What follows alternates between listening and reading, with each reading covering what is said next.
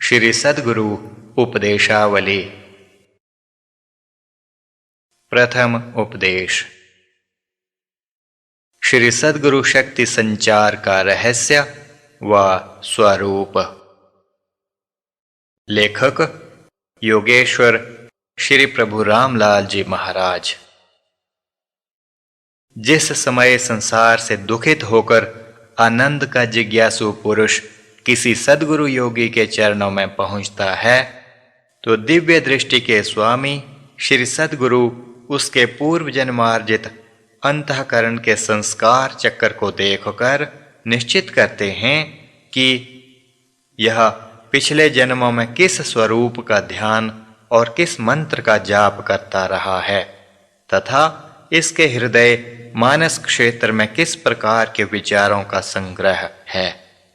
यदि एक शरीर भगवान राम के स्वरूप में प्रेम रखता है, उनको भगवान मानता हुआ अपने हृदय मंदिर में बैठाकर उनके सद्गुणों को आकर्षित करके भगवत प्राप्ति का अधिकारी है, तो श्री सद्गुरु उसके लिए उसी स्वरूप का ध्यान राम मंत्र में स्वशक्ति से मंत्रित करते हैं। यदि कोई भक्त निराकार सर्वव्यापक निर्गुण तत्व का जिज्ञासु है, तो वे ओंकार मंत्र से विश्वव्यापक प्रभु के प्रकाश स्वरूप में साधक के मन को मंत्रित कर देते हैं। निश्चय रखिए, गुरु वही है जो मन को मंत्रवत कर दे। ध्यान से ध्याता को ध्येय में लय करा दे। मनुष्य का मन चंचल इसलिए हुआ है कि उसे परमानंद की प्राप्ति नहीं हुई। यदि उसको परमानंद की झलक देख पड़े, तो उसके चंचलता आदि सब दोष स्वयं नष्ट हो जाएंगे। इसी सिद्धांत के अनुसार गुरुजन साधक के मानस क्षेत्र शुद्ध विचार मंडल के अनुरूप नाम और रूप के विषयी मन को आनंद सागर में ले जाने वाले नाम और रूप को देते हैं। संसार में विषयात्मक नाम रूप की वस्तुएं शारीरिक उद्योग से प्राप्त हो जाती हैं। उनको सत्य मानकर जीव स्वयं को संसार चक्र में बांध लेता है, किंतु देखना यह है कि मन इंद्रियों से परे निराकार निरंजन प्रभु प्रत्यक्ष में उसे कैसे मिल सकते हैं। मनुष्य के अंदर प्रभु सर्वशक्तियों का भंडार खोले हुए बैठे हैं। जिसने प्रभु के अनंत भंडार की कुंजी श्री सद्गुरु कृपा रूप में प्राप्त कर ली है, वह संसार में सर्वशक्ति संपन्न होता हुआ मुक्त जीवन को जाता है। संत भीखा कहते हैं, भीखा भूखा को नहीं, सबकी गठड़ी लाल, गांठ खोलन नहीं जानते, इस विधि भय कंगाल।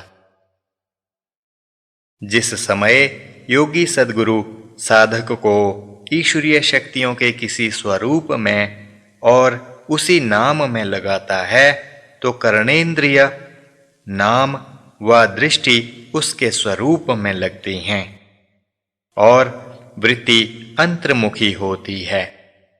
परंतु नाम का उच्चारण जिह्वा से नहीं बल्कि शब्द के रूप में होता है, अर्थात ध्वन्यात्मक नाम को श्वासों में गुरुजन प्रत्यक्ष कराते हैं,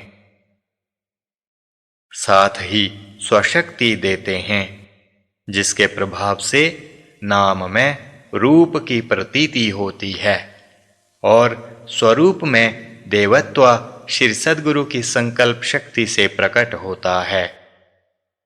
देवत्व के प्रकट होने से ही यह दिव्य स्वरूप ईश्वरीय शक्तियों का सागर बनता है।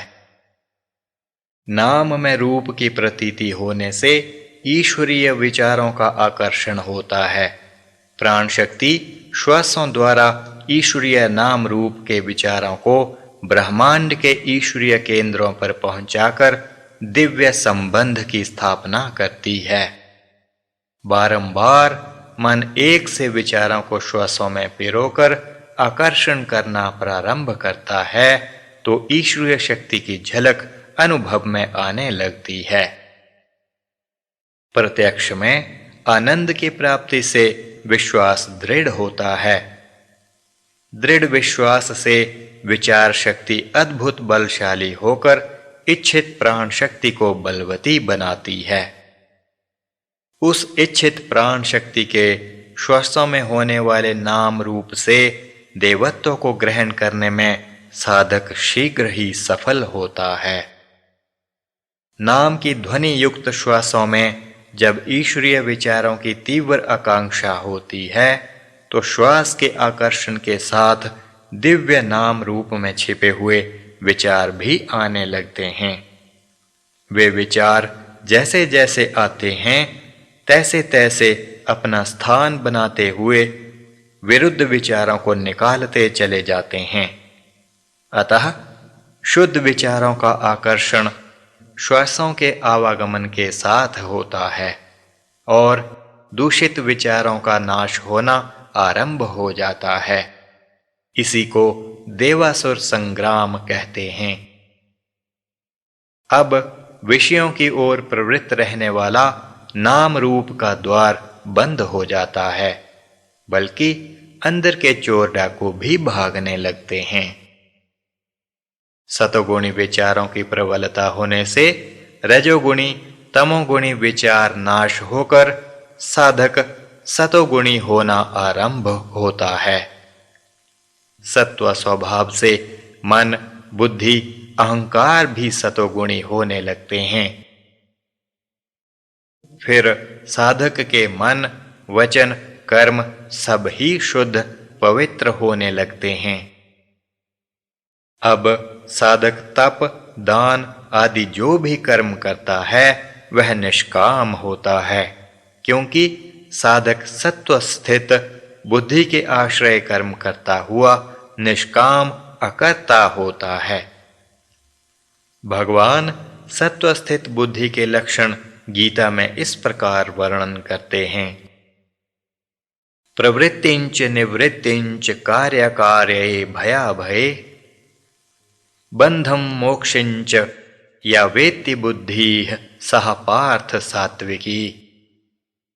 अर्थात हे पार्थ, प्रवृत्ति मार्ग व निवृत्ति मार्ग को, कर्तव्य अकर्तव्य को, भय अभय को, बंधन और मोक्ष को जो बुद्धि तत्व से जानती है वह बुद्धि सात्विकी है।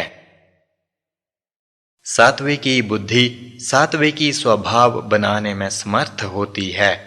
सात्विकी स्वभाव निष्काम कर्म द्वारा बंधनों को काटने में समर्थ होते हैं। अब देखना यह है कि निष्काम कर्म अवस्था कैसे प्राप्त होती है और निष्काम कर्म क्यों कर बंधनों से मुक्त करने में कारण बनते हैं। जिस समय साधक श्री सद्गुरु कृपा से अपने श्वासों में प्राणों के प्राण चैतन्य दिव्य अविनाशी का आवागमन होता देखता है तो उसे इस संसार की उत्पत्ति, रचना, प्रलय भी श्वासों से होती हुई प्रतीत होने लगती है। जैसे जैसे अपने अंदर के दूषित विचारों को नाश होता हुआ देखता है वैसे वैसे ब्रह्मांड में भी इसी प्रकार की क्रिया होती हुई देखता है। इस काल साधक को प्रकाशों के प्रकाशक श्री सद्गुरु की ज्ञान रूपी सूर्य की किरणें देह में स्थित होकर शारीरिक मानसिक क्षेत्र की स्वामिनी दिखती हैं। तब उसके कर्तापन का भान जाता रहता है। अब साधक का मन मन नहीं रहा, साधक के प्राण प्राण नहीं रहे, किंतु देह बिंदु के मन प्राण ब्रह्मांड के मन प्राण हो जाते हैं। उस समय साधक की स्थिति ऐसी होती है यथा उदार चरितानाम तु वसुधैव कुटुंबकम। अर्थात सारा ब्रह्मांड साधक का परिवार हो जाता है साधक सूर्य में सूर्यवत होकर प्रकाश करता है। उसकी अध्यात्म किरणें सारे परिवार को, सारे नगर को, सर्व देशों को आनंदमय बना देती हैं।